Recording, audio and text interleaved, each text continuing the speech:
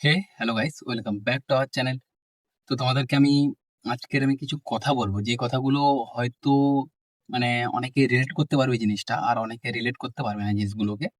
আর যারা রিলেট করতে পারবে তাদের জন্য ভালো, আর যারা করতে পারবে না আমি জানি না কেন করতে পারবে না। তো বলি চলো। সাধারণত দেখবে যে যখন দুজন ছেলে বসে গল্প করে বা দু তিনজন ছেলে বসে গল্প করে, তাদের গল্পের টপিক গুলো কিন্তু ওই যে এরকম হয় না যে তুই 5 বছর পর কি করবি, 2 বছর পর কি করবি। যাদের করে তারা কিন্তু আপগ্রেড, ঠিক আছে। অনেকেই করে, অনেকেই করে থাকে। আর মাঝে মাঝে আরো অনেক কিছু মানে ফালতু কথা, যে এই কথাগুলোর কোনো ভ্যালু নেই, যে এই কথাগুলো পরবর্তীতে কোনো কাজে লাগবে না, সেই কথাগুলো নিয়ে আমরা আলোচনা করে থাকি। যেমন আজকের আমি আর দু তিনজন ছেলে করে বসছিলাম। ওখানে বসে এই ছেলেটা কলকাতায় থাকে, আর আমিও কিছু বছর ধরে ছিলাম, মানে কিছু বছরই ছিলাম। আর সেই থেকে একটা ভালো জায়গা যেটা হচ্ছে শিয়ালদা থেকে কাছাকাছি, সেটা হচ্ছে কলেজ স্ট্রিট। সেটা নিয়ে দুজন আলোচনা করছিলাম যে কলেজ স্ট্রিটে কি হয় না হয়।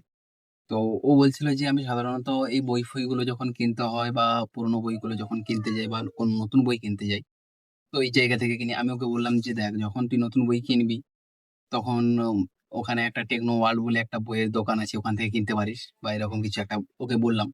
আর পুরোনো বইগুলো তো যে কোনো একটা জায়গা থেকে কিনলেই হয়ে যায়। ওখানে যে ছোট ছোট যে পুরোনো বইয়ের যে স্টল গুলো আছে ওগুলো, মানে এইসব ফালতু ফালতু কথা, যে এইসব কথার কোনো ভ্যালু নেই, যেসব কথার কোনো গুরুত্ব নেই, আমরা সেসব কথা নিয়ে আলোচনা করি সাধারণত। তারপরে বললাম যে চায়ের কথা নিয়ে একটু টপিক নিয়ে কথা বললাম। কারণ কলেজ স্ট্রিট বা কলকাতায় বা আমাদের এই বেঙ্গলে বিশেষ করে, তো চাটাকে কিন্তু যতই গরম হোক, যতই যাই হোক হয়ে যাক না কেন, চাটা কিন্তু একটা ম্যান্ডেটরি বিষয় থাকে, যেটা বাইরে বেরোলে একটু চা খেতে ইচ্ছে করে। বিশেষ করে ওই ভাঁড়ের মধ্যে করে যে চাটা দেওয়া হয়, কারণ আমি যেহেতু গ্রামে থাকি এদিকটাতে, এই ভাঁড়ের মধ্যে চা এটা এখানে এতটাও প্রচলন নেই জিনিসটা। এখানে ওই কাঁচের গ্লাসের মধ্যে বা ওই যে কাগজের যে গ্লাসগুলো হয় ওগুলোর মধ্যেই দেওয়া হয়। আর ভাঁড়ের মধ্যে চা খাওয়ার একটা যে মানে স্বাদ বলা যায়, আর যেটা যে একটা মানে ওর যে একটা থাকে, সেটা কিন্তু আলাদা লেভেলের হয়। আর আমি বললাম যে ওখানে একটা চায়ের দোকান আছে যেখানে বিভিন্ন ধরনের মানে কি বলা যায়, ওই মহিষের দুধের চা ওখানে ওটা পাওয়া যায়, ওটা ওর স্পেশালিটি ওদের, ঠিক আছে। তো আমি ওকে বললাম যে ওখানে গিয়ে খেতে পারি, সেই তো মানে কথাগুলো কি হচ্ছে, মানে একটা যে কনভারসেশনের মধ্যে কিন্তু কোনো মানে একটা যে কোনো একটা টপিক নিয়ে এরকম একটা আমরা কথা বলি না, যে কোনো একদম এক্ষুনি চায়ের কথা বললাম, আবার তারপরেই কিছু একটা অন্য একটা জিও পলিটিক্স এর কথা, এইসব বলতে থাকি আমরা। তো বিষয়টা এইটা যে এম, আরো তুমি দেখবে যারা যারা মানে যারা এরকম মানে গল্প করে, এটা একটা আড্ডা টাইপের হয়ে যায় ছোট্ট করে, ঠিক আছে।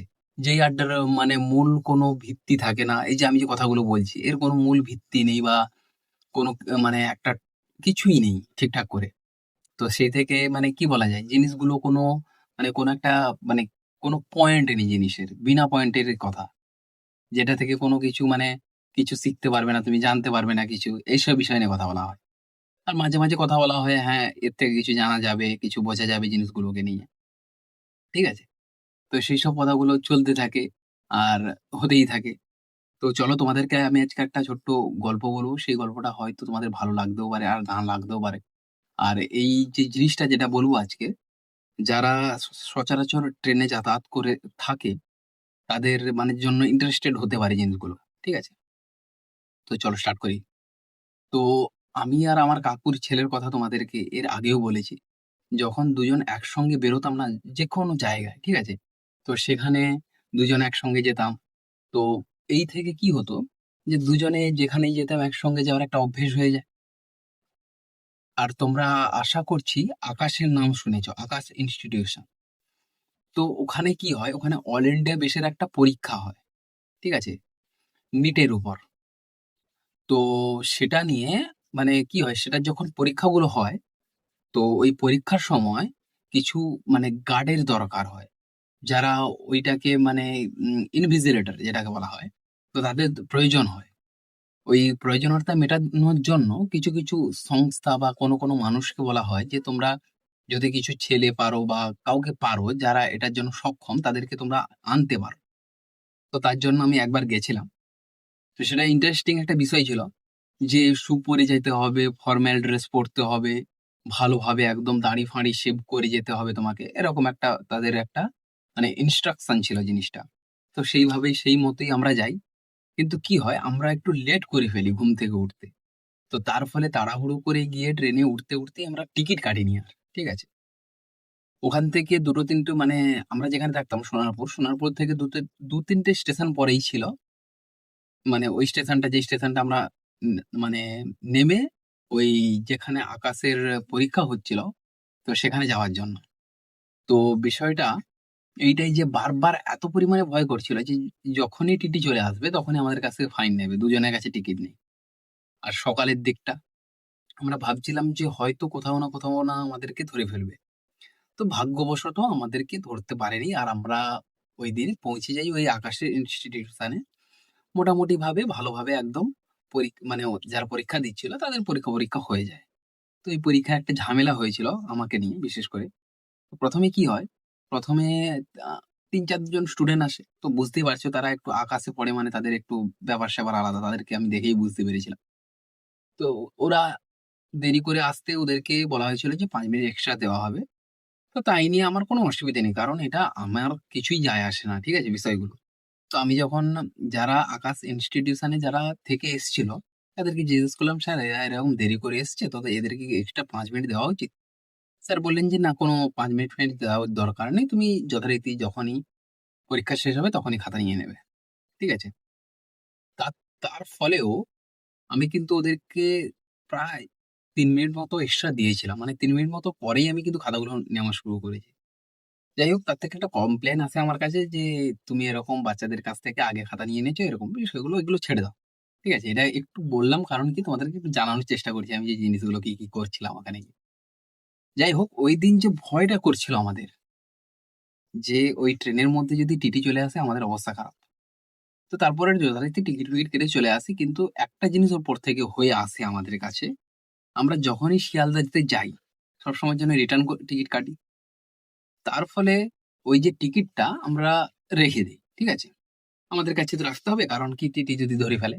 তো আমরা তাই জন্য প্রতিদিনই যখনই যেতাম, প্রতিবারই যখনই যেতাম আমি শিয়ালদাতে কলেজ স্ট্রিটের জন্য, তো তখনই ভাবতাম যে টিটি আমাদেরকে ধরুক। আর আমরা একটু ভান করব যে আমাদের কাছে টিকিট কাটেনি। এদিক ওদিক খুঁজবো ২-৫ মিনিট একটু সময় নেব। তো টিটি বলবে যে, "তোমরা টিকিট কাটোনি, ফাইন দাও।" আমরাও খুঁজে যাবো। আমি বলব যে, "দাদা তোমাকে দিয়েছিলাম, তুমি কোথায় রেখেছো?" সে আমাকে বলবে, "তোকে দিয়েছিলাম, তুই কোথায় রেখেছিস দেখ।" এই সেই বলে টলে এট দ্য এন্ড আমরা কি করব? টিকিটটা বের করে ওকে দেখাবো। ঠিক আছে? আমাদের মাথায় প্রতিদিন এই প্ল্যান থাকতো যতবারই যেতাম। প্রতিবার। প্রতিদিন নয়, প্রতিবারই। এই প্ল্যানটা থাকতো আমাদের মাথায়।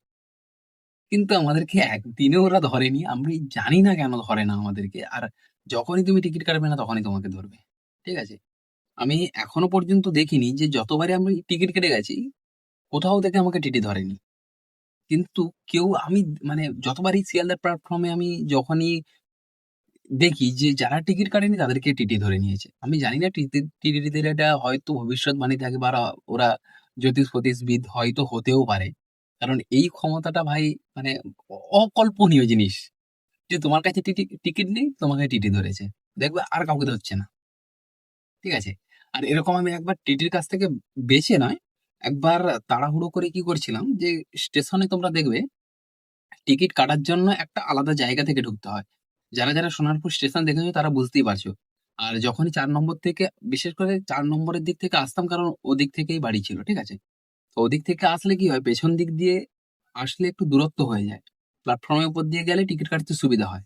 তো তার ফলে কি হয়েছে বাইরে টিকিট কাউন্টার গুলো থেকে কাটিনি কারণ ওরা এক্সট্রা টাকা নিয়ে নেয়। তার ফলে আমি যখন উঠতে গেছি তখন টিটি ধরে নিয়েছে। কারণ তার আগে একটা ট্রেন গেছে। মানে আমি উঠছি একটা ট্রেন চলে যাচ্ছে। তার ফলে টিটি আমাকে ধরার ফলে আমাকে বলছে, "তো আমার টিকিট দেখাও।" ঠিক আছে? আমি তাড়াহুড়ো করে বলছি, "আমার কাছে টিকিট নেই। আমি এসছি টিকিটটা কাটবো বলে।" তখন বলছে, "না, না, না এরকম করলে তো হয় না।" আমি সঙ্গে ব্যাক করে চলে এসেছি। ঠিক আছে?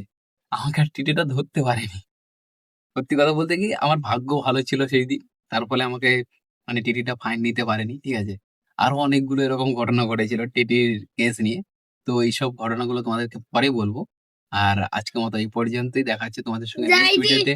ভালো লাগলে অবশ্যই লাইক, শেয়ার অ্যান্ড সাবস্ক্রাইব করে দেবে। Tata, bye, by.